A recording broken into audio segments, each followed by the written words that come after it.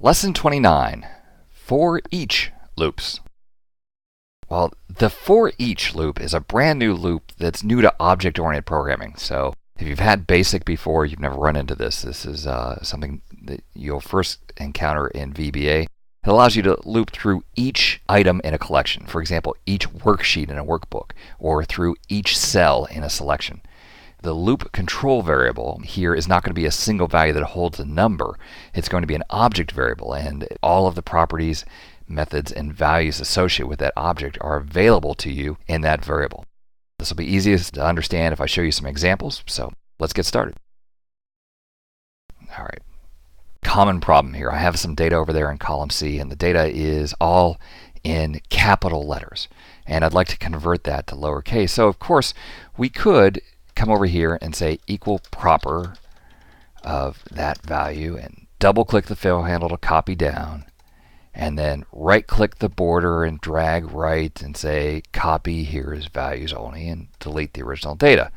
And sure, that doesn't take a lot of time, but it's a little bit tedious. I'm going to undo all that. It'd be nice if we could just select that data, hit a keystroke, and have all of those convert back to proper case. So easy to do with one of these for each loops.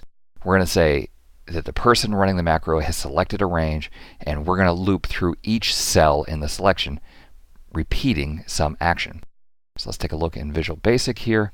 We want to proper each cell. So I say for each I in selection.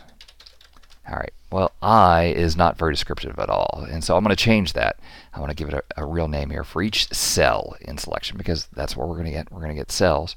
And I can say cell.value is equal to application.worksheetfunction.proper cell.value. And then at the end, we can say next cell. Next cell, just like the for loops. Now here we're not specifying that we start in a certain row or a certain column. It's very flexible. It just grows or shrinks depending on the size of the selection. So here on Monday, I select all the cells, I run this macro, and bam, everything is converted over to proper. And I love this because I can choose a different size of data and run the macro, and basically whatever I have in the selection, it converts it. Very nice, very powerful way to solve this problem using the for each variable. And there's many different collections that you can loop through. For example, let's say that we wanted to grab the total value from each worksheet. The loop here is we could say for each, and I use a variable here called WS, meaning worksheet, in active workbook worksheets. So in other words, the collection of worksheets that we have in the active workbook. Well, a couple of things here. We want to total those numbers up. So grand total is equal to 0. All right, now we can say this total is equal to ws.cells rows.count, comma 2.end xl up dot value. So in other words, go down to the last cell in column B, press the N key, press the up arrow key, and tell me what value you find in that cell.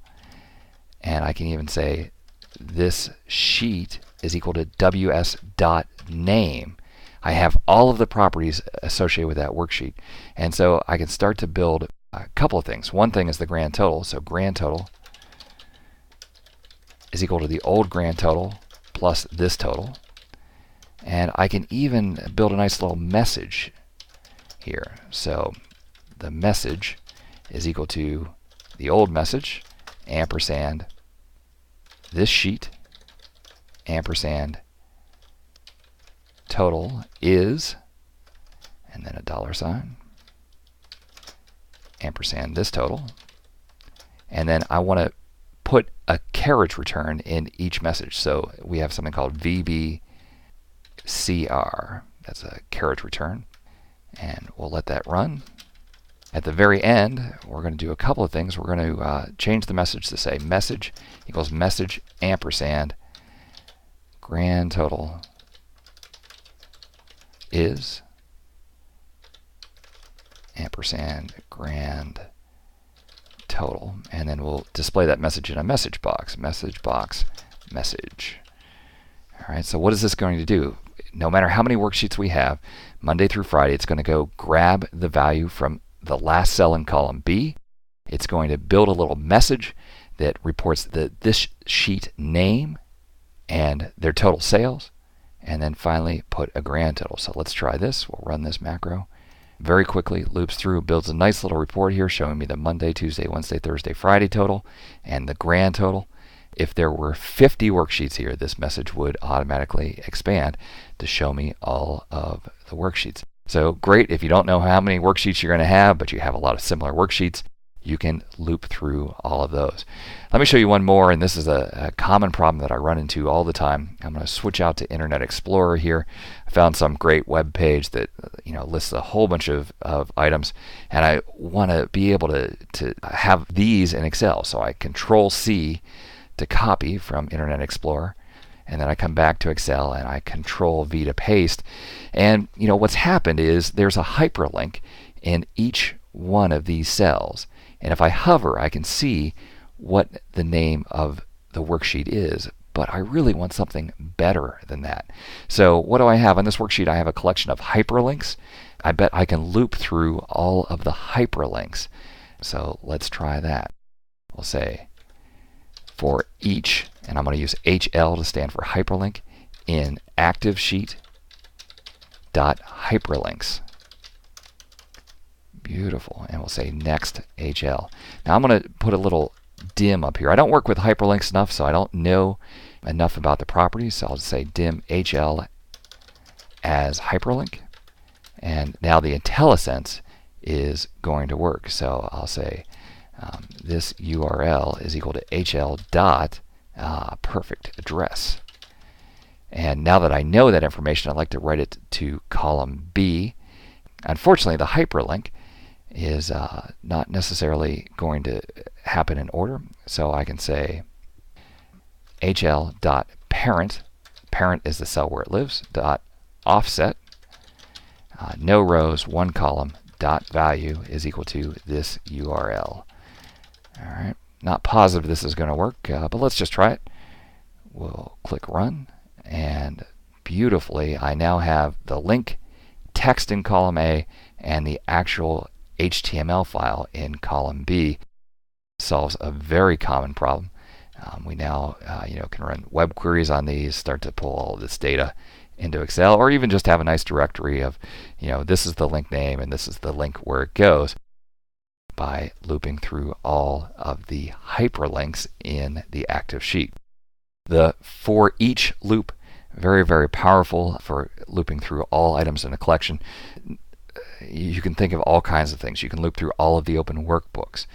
You can loop through all of the objects in a worksheet. You can loop through all of the drawings in a worksheet. You can loop through all of the charts in a worksheet, or all of the data labels in a chart. Just a great way to loop through a whole bunch of different items very quickly. So this is a loop that's relatively new. You'll find it in object-oriented languages, and certainly something that is very powerful to use when you don't know how many of something you're going to have, but you want to run the code on all of them. Well, that wraps up our discussion of loops. In the next part, we start to talk about dealing with multiple worksheets and multiple workbooks. So thanks for watching this lesson. I hope you found this lesson helpful. Looking to advance your career by acquiring new skills?